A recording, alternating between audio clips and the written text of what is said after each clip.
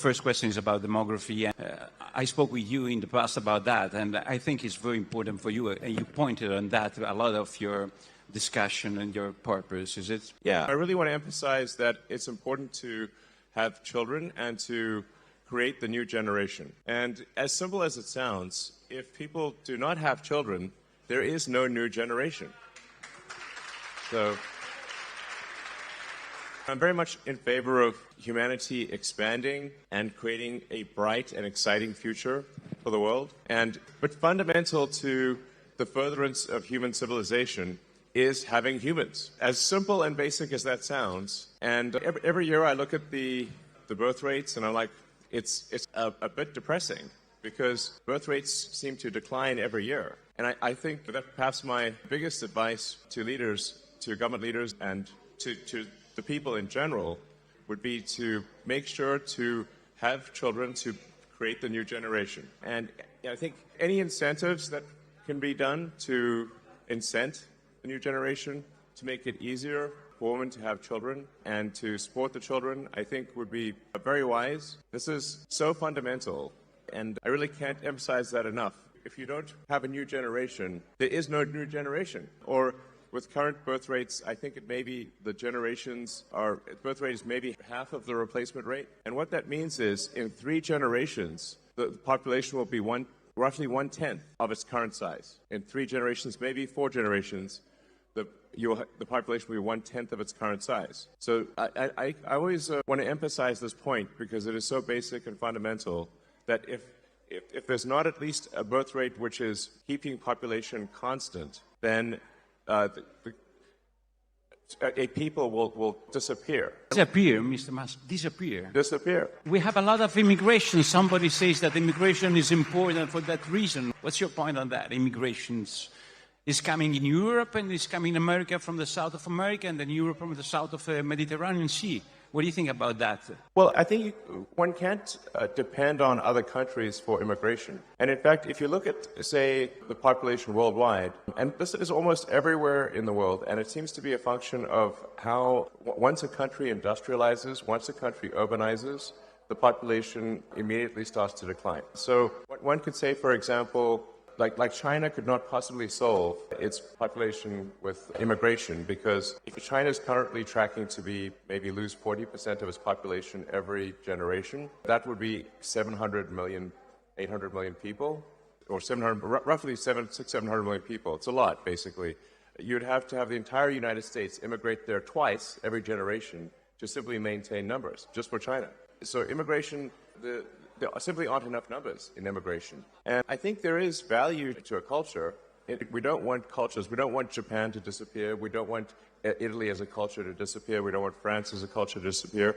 I think we have to maintain the sort of reasonable cultural identity of the various countries, or they simply will not be those countries. Italy is the people of Italy.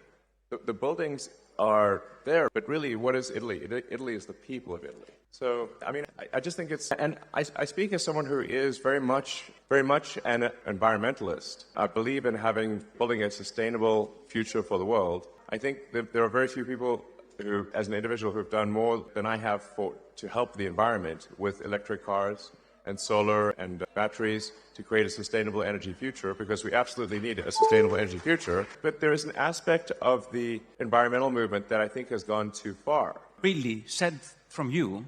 Yes. So, said from me, I think I am objectively one of the world's leading environmentalists in terms of doing things. I would say so. Like, I'm an environmentalist who does things. I'm of action, not talk. I act. So I feel I can say, as an environmentalist, that the environmentalist movement has gone too far.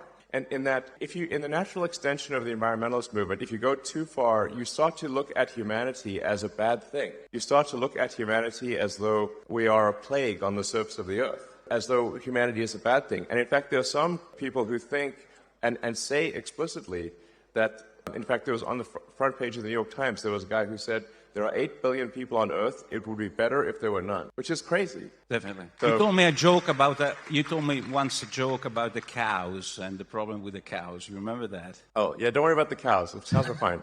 Cows are not going to destroy the environment. Cows are fine. Yes. We have a lot of laws, European laws against all the people who work with them. It's a big issue for us because it seems a green issue, but it's a very industrial issue for us. Yeah, I think farming and cows do not have any meaningful effect on the environment. Yes, underline, please.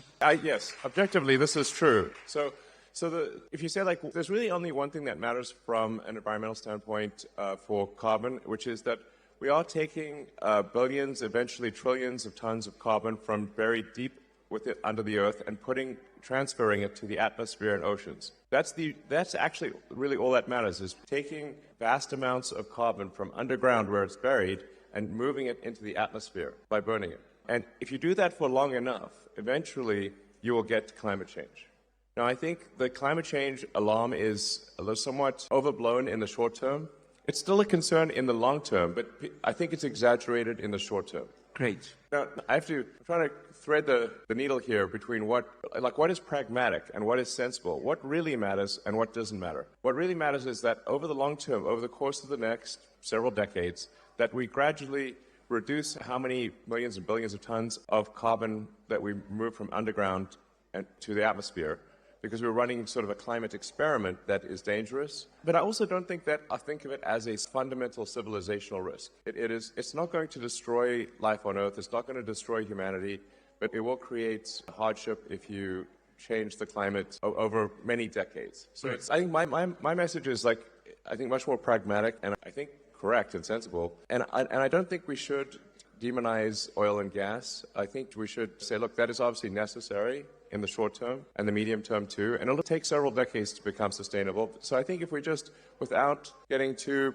worried about it, seek to have a sustainable energy future gradually, then that's what will happen. And so, but I think that some of the environmentalist movement is part of what is causing people to lose hope in the future. So I guess what I'm trying to say is that we should have hope in the future. We should be excited about the future, and we should build the future we want. What about, you call it the woke mind? Yes, it's the name you gave to that. Woke mind that virus. illness, woke mind illness. What's that virus? Yeah, so It's coming to Europe. I have to advise you, huh? Yes, well, this is not something you should import from America.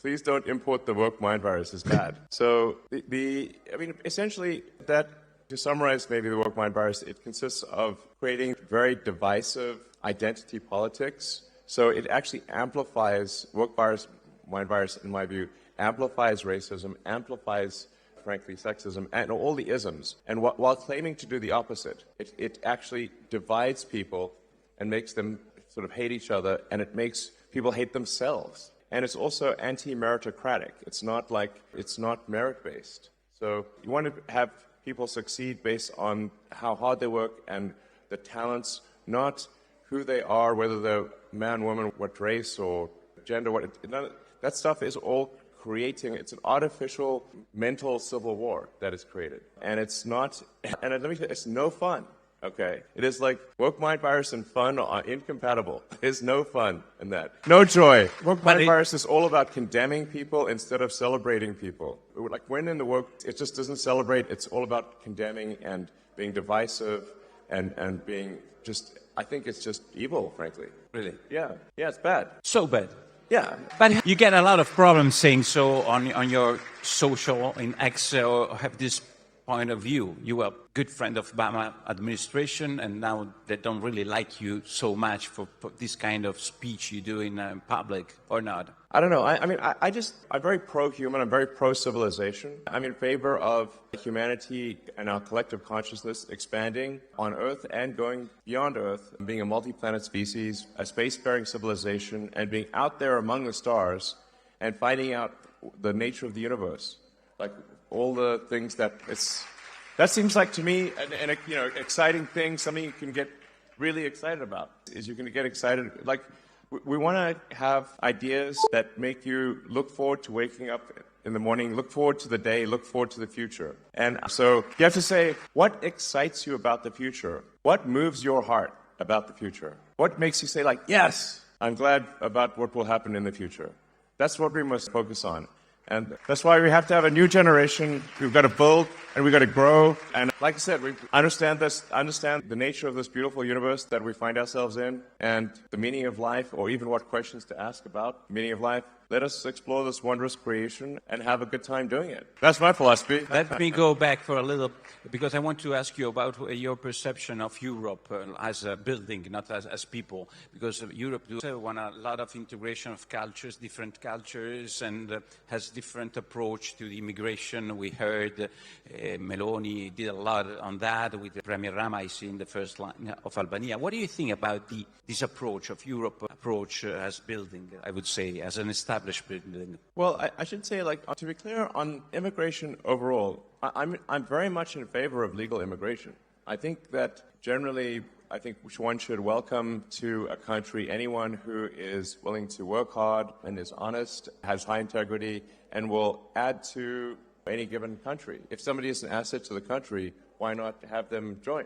That's obviously a great thing to do. So I think it's good actually to have an increase in legal immigration and legal with paper, with yeah, just some approval process, but with the simple requirement that, look, if somebody is going to add to a country, like just really hardworking and high integrity, let them in. I think that's great. But if it's illegal immigration and there's no filter, well, how do you know who's coming in? You don't know. So you have to have some basis for saying somebody should come in or not come in. And my argument is, like, it should be a very simple basis. Will they add to the country? Will they be a productive part of the economy? And do they admire the culture?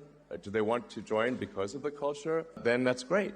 But if there's no process for that, then you don't know. I think at least some number of the people that come in will not be necessarily, and I want to be careful because my words will be misconstrued. I'm not saying all illegal immigrants are, I think probably, perhaps most of them are good. But there will be some, if there's no process for reviewing, not at all, then how can you say that everyone who is an illegal immigrant is going to be honest and hardworking? You can't say that. You simply don't know. So I want to be clear. Top line, pro-immigration, but let's increase legal immigration, but we should stop illegal immigration. I think this is just logical. You have a lot of company. So that's right. You can drink because I want to do the list of the companies. Yeah. You have 5-7 minutes to do that. I mean, I'm joking with SpaceX, X, Neuralink. So many X's. All the X's. Guess what my favorite letter is? It's a good place to invest. Italy. It's a good place to invest some of, I mean, not your money, but some investment from your company, of the American companies, of the, I would say, competitive companies in this place. What's your opinion? No, I mean, I think Italy is an incredible country, incredible culture. I love visiting. I love the Italian people. I think you guys are amazing. Like, so I personally, I want the prosperity of Italy, and I want the prosperity of every country. I want the prosperity of humanity as a whole. And like I said, I want us to have an exciting future where we're fired up about what's going to happen and really excited. So, and I think Italy is a great place to invest. It's a great country. But I do want to emphasize that I do worry about the low birth rate. And if a company is to invest in Italy, they're like, well, you have to say, like, will there be enough people to work there? It's a simple question. If the workforce is declining, then who will work at the company? It's simple. If there's no people to work. Yeah, but I mean, in 50 years, 60... No, but I think it's even sooner than that, though. You're so worried about that. Is the problem? I feel like a total Cassandra here, because, like, I seem to be worried about it much more than other people. But there just needs to be people. If you don't make a new generation of people, there is no new generation of people. So that's it. I know I'm being repetitive here, but I'm just trying to state facts. So it's a good place to invest. I agree. It's a good place to invest, and a wonderful country. So please make more Italians, is what I'm saying. You said once that the internet is the system, is the I write down your word, the nervous system of humanity. What's it? Yes. You said once to me. And what's a long time ago, artificial actually. Intelligence for you? Sorry? Artificial artificial intelligence. If that is the nervous system, artificial intelligence, use another metaphor. You asked me, what do I think of artificial intelligence? Obviously. Well, you can think of artificial intelligence as, this is perhaps the biggest inflection point in intelligence since Homo sapiens. Yeah. Artificial intelligence is will be essentially sort of a new species, or is a new species. So I think one of the biggest challenges, if I look at, say, civilizational risk, the risk to the future of humanity, birth rate is one of them. If we just don't have kids and dwindle away, that's one, which I've talked a lot about. The other is, there's always like potentially nuclear war, of course, that kind of thing.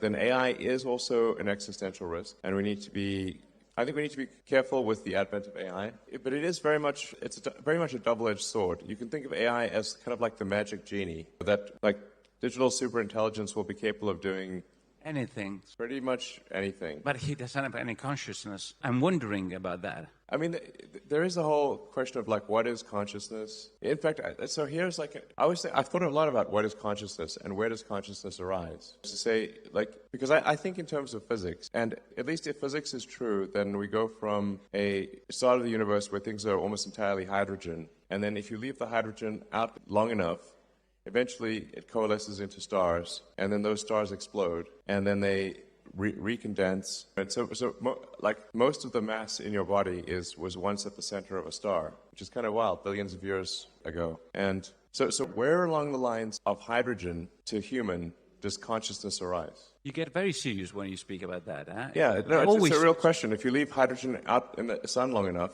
it starts talking to itself.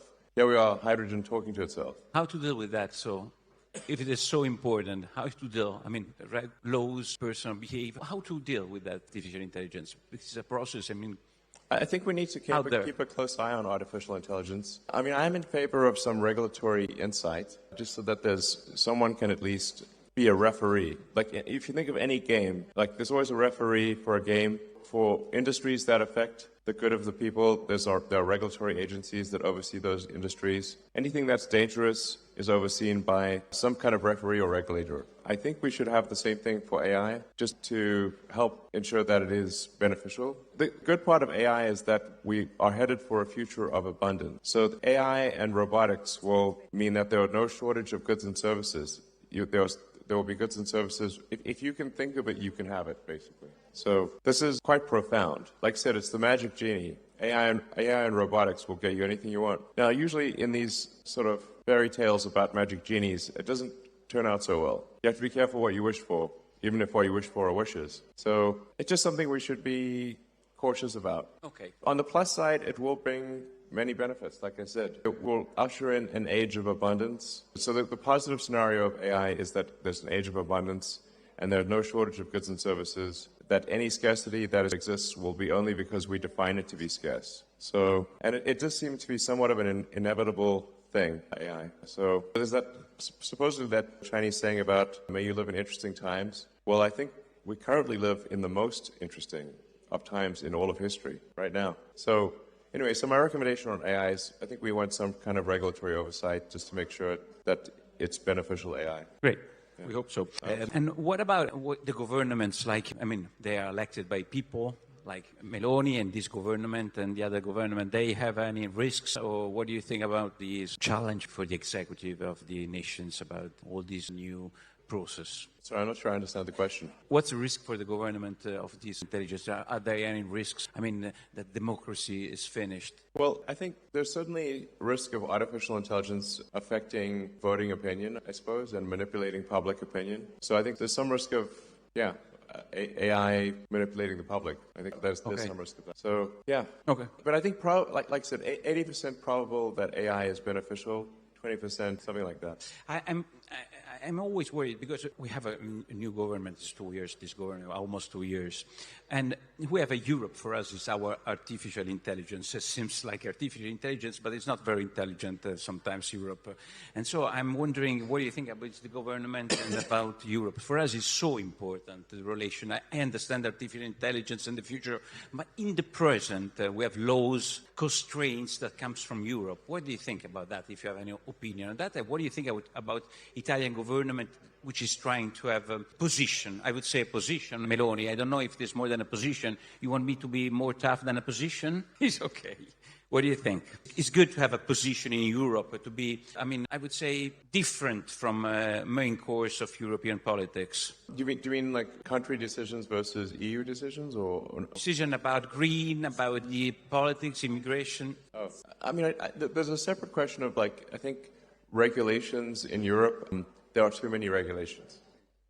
In general, I'm not speaking about a specific case of AI. I think one could look at this as overall a fundamental function of a stable civilization. The longer that any given civilization is stable and does not have a big war, the more rules and regulations will accumulate over time. So rules, regulations, laws, they are immortal. They never die. But people die. So if every year more and more rules, regulations, and laws are added, you will eventually make everything illegal. And you can think of it Gulliver's Travels, where Gulliver, if the nation is Gulliver, is being tied down by one little regulatory string at a time. And eventually you have millions of strings, and then the giant can't move. And so I think there needs to be something where we delete rules, regulations, and laws. Because if all we do is add them, eventually we will be able to do nothing. Shall I do some question about your companies? Because here there are all the young people, not only the young people from an important Italian party, and most of them use the social network, they use X. And I saw in the past days that the CEO of Disney said, I don't want to invest any advertising on X. And he's investing, for example, in the Meta, in the Instagram, and he said there are problems of, I don't know which kind of problem they find on X. I want child exploitation on Instagram. What's going on? Why an important investor like Disney said something so tough on X? What's going on there? Well, first of all, I think X will be fine, and we are actually already seeing advertisers return to X. So I guess they were, I don't know, upset with something I said or something, I don't know. But the advertisers, I think, the brand advertisers are they're always worried about their brand. And maybe a bit more than they should be. But I think it's a short-term issue. Like I said, the advertisers, they sometimes get upset, but then they usually calm down and they return to advertising. So come on, you know that there is the woke virus over there. Well, yes, that's the problem. I don't want to answer for you. Yeah, no, you're right. If we're going to fight the woke mind virus, then the woke mind virus will fight back. And unfortunately, Disney is deeply infected with the woke mind virus. In fact, if you ask an AI what is the most woke company on earth, it's Disney. Really? And you have to say, I think they should be asking themselves, what would Walt Disney think of Disney today? I think he's turning in his grave. I think he's not happy. Sure. If the namesake of the company is not happy, that's probably a bad sign. Because Walt Disney, what did he care about? He cared about bringing joy to people's lives. He making wonderful things that children and families could enjoy. And he created some of the coolest art in the world and stuff that even 100 years after it's created, we still remember it, and it's still a major thing. But you have to say, how great was Walt Disney? It was amazing. But now, Disney, at least for now, is deeply infected with the woke mind virus. I think that will change over time. I hope so. You're right that the European Commission, they're not investing on X. You know that. Maybe they got the woke mind virus too. Yeah. You don't care. I think so. And it's like, why are they importing this crazy thing from America? It's just some thing that was created basically by sort of far left crazy people in US colleges, and now it's spreading all over the world. And it's like the thing is, the woke mind virus, it's not a message of joy, it's a message of division. Sure. It's not a message of love, it's a message of hate. And it's like, and so I'm like let's, I don't know, I'm in favor of have a future that's got more love, more more, and let us build a fun, exciting future. And the woke mind virus is all about condemning one group and condemning this, condemning that. It's like, and it's also just being it just wants to scold you all the time and treat you like I don't know, who wants to be scolded? It's not fun. So anyway, I think we want to have I guess at its heart, my concern is that the woke mind virus is anti-civilizational.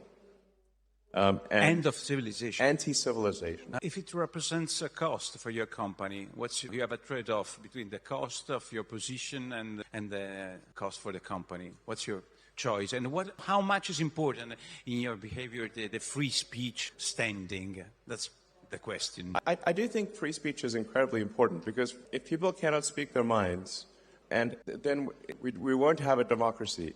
democracy is the foundation of democracy is freedom of speech. Yeah. But also saying something. So He's laughing at that because he knows that it's so important for you. But tell me more about the free speech, because here is very important. A person here couldn't speak for a lot of people because they were considered mavericks and worse than that. Free speech for everybody is important, not just for the person who say the right things. It's correct. Exactly. No, exactly.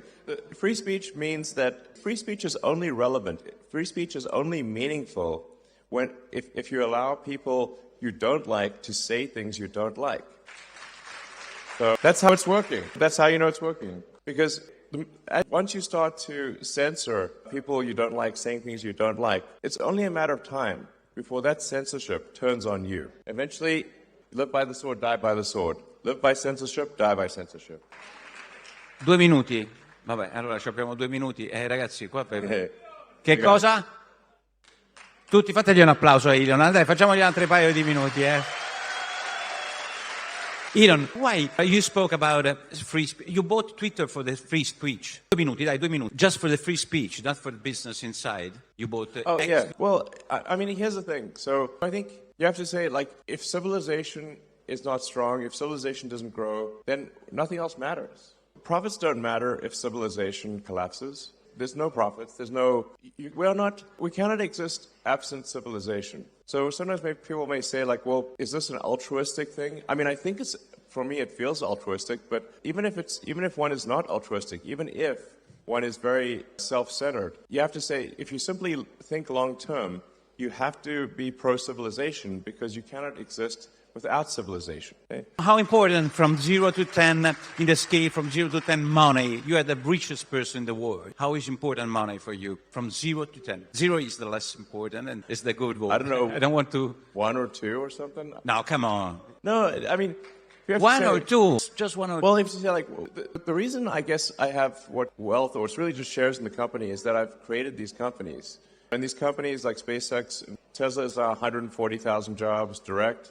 Worldwide, and 5 times that number, maybe almost 1 million jobs when you look at the whole supply chain is what Tesla's created. And then SpaceX is about 15,000 people, and also like maybe full total supply chain 50,000 people. So, I mean, I've basically, with the help of many talented people, built these companies, and then these wealth statistics they simply add up what the ownership is in the companies and say, okay, this is a certain amount of money. But I don't actually have that in money. I have it in stock. It's just that the companies have succeeded. But how was the last launch of the SpaceX? Tell me something. Last question, please, Giovanni. The last launch, I see Mauro there sitting on the floor. Why are you sitting on the floor? Are you worried about the height? How was the last launch? You were optimist about your SpaceX, the big... Yeah, so, well Starship... So the exciting thing about Starship is that it's the first rocket design that could make life multiplanetary, that could enable a self-sustaining base on the moon and a city on Mars. So because it's not just a very large vehicle, but it is designed for full and rapid reusability, so that would lower the cost of access to space by, I don't know, maybe 100 or more. And so, basically, it's the first rocket that is capable of building a base on Mars. And a base on the moon, yes. So there's the great Italian physicist Enrico Fermi. I'm a big admirer of Fermi. And he was very good at asking profound questions. And one of his questions, which is called the Fermi paradox, is where are the aliens? And one of the explanations is that, and perhaps I think the one that I think appears to be most accurate, is that consciousness is extremely rare. People often ask me, do I know about aliens or something like that? I get asked that a lot. And the crazy thing is that I've seen no evidence of aliens whatsoever. This means that I think most likely, at least in this part of the galaxy, we are the only consciousness that exists. And so you can think of human consciousness really as like a tiny candle in a vast darkness. And we must do everything we can to ensure that the candle does not go out. Great. We can finish with that. Okay? We can finish with this. Oh, and so it's worth reading about the Fermi paradox, and because people have thought very hard about this, because one of the things is like, well, maybe there are these great filters, and these civilizations don't pass these filters. One of the filters is, do we become a multi-planet species or not? If we do not become a multi-planet species, then eventually, at some point, something will happen to the planet. Either it will be man-made, or it will be something natural, like a meteor, like whatever killed the dinosaurs. for example. So, and then eventually the sun will actually expand and will destroy all life on Earth. So if one cares about life on Earth at all, we should care about becoming a multi-planet species and eventually going out there and becoming a multi-stellar species and having many star systems. We want the exciting parts of science fiction to not be fiction forever. We want to make them real. And yeah. Great. Thank you very much.